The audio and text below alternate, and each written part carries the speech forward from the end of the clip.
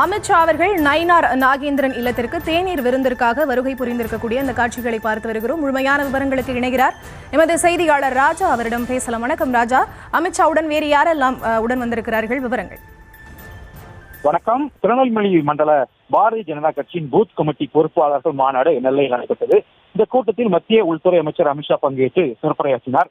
அதன் பின் பாளையங்கோட்டையில் உள்ள பாஜக மாநில தலைவர் இல்லத்தில் 29 வகையிலான உணவு பதார்த்தங்களை 4 வகையிலான தேநீருடன் மத்திய உள்துறை அமைச்சர் தேநீர் அருந்தி வருகிறார்.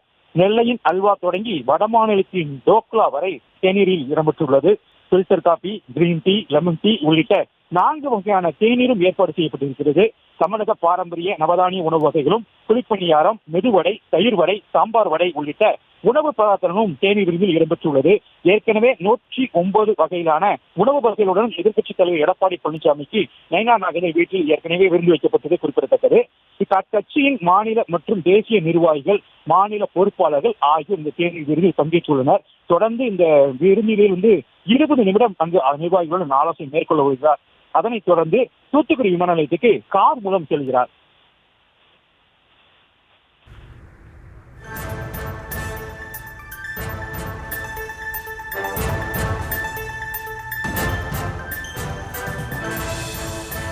தற்போதைய விவரங்களுக்கு நன்றி ராஜா.